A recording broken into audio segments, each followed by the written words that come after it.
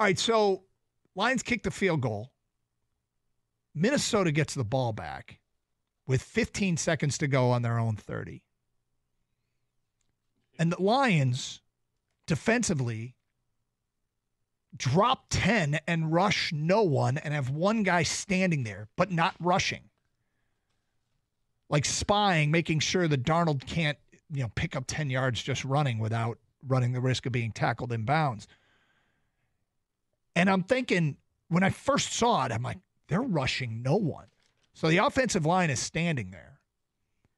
And Darnold, I think instinctively, is like, I got all the time in the world here to find a receiver. Yeah. But you know what he didn't have? He didn't have all the time in the world. So while you're watching a play develop, yeah, what's going through in your mind initially? At first, did I things was change?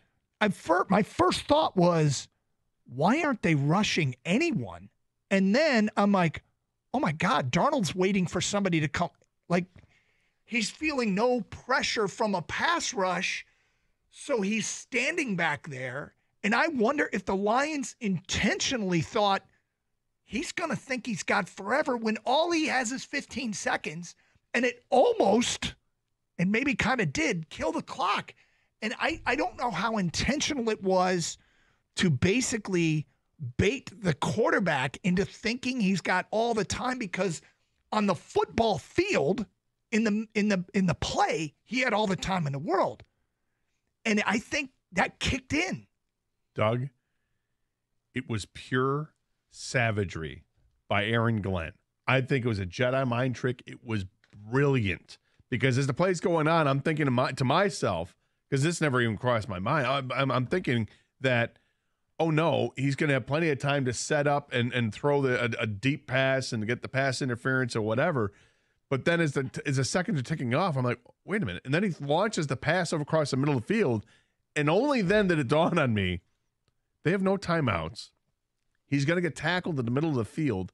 They're going to run out of time. Yes. It was brilliant by Aaron Glenn. So I don't know how intentional it was. Like, we're not going to rush anybody. And he's going to stand back there patting the football as the game ticks away. And I'd never seen a team rush no one. And yes, there was one defensive lineman standing there, but have you ever seen a team rush no one? I don't think so. Kang, have you ever seen a team rush no one? I mean, I feel like it's definitely happened where, like one or two guys line up and they're not really trying. I mean, they had, like you said, Lee McNeil was there, but he knew I'm not busting through like three guys to get there. I'm just kind of here. Or six. Right?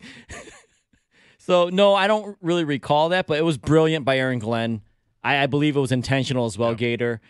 Make him think he's got all day, because he does not have all day. But I think in football, and like if you're just if you're a quarterback and you're back there and there's nobody rushing, you're like, okay, I got time to wait, let somebody come open. But the thing he didn't have was time. Yeah, and also with that being said, even if he wanted to get something off quick, dude, you've still got to, it's a zone defense. You still got to find the hole. It's not like, there's everyone just standing there wide open. There's 10 guys covering. There were 10 guys covering 5. Yeah. So, or 4. I mean, it was potentially, if that was their intent, it was brilliant. Then the next play, they get the bonus play, which feels like a rules loophole if you've ever seen one. Dude. But they get the bonus play, and what do? They rush 5. They don't just rush 4. They rush 5 on the next play. And get home and get quickly. The sack. And I just feel like that was some late game strategic brilliance by Aaron Glenn on both those plays, to rush no one and then to rush 5, that I think both times Minnesota took the bait on rushing no one and then wasn't prepared when they rushed 5. It was great. It was brilliant. I thought it was such a check plus effort from Aaron Glenn and the defense in coming up with that just for those last plays. And yes, 100% agree. I mean, Kang sent the text out right away after that play that's a loophole that, of course, the Lions get exposed for the loophole. And it's something that should change, because it makes no sense the way the rule is written. Teams running to clock it. Hey, okay, they're set, but they're not in the right formation. There's a flag for that. and somehow all they do is get backed up 5 yards. Yeah. It doesn't make any sense.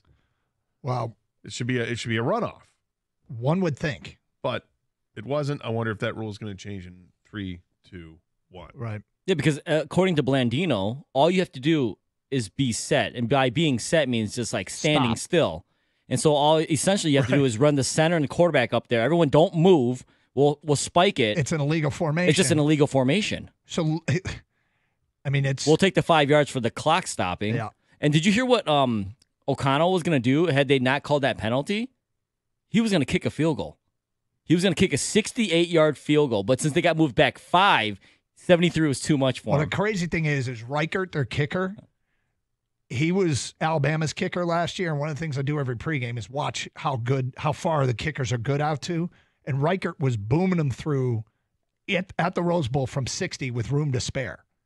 And that was in the back of my mind because he's the kicker in Minnesota. And I'm like, perfect. I know that this guy has got just an absolute cannon of a leg.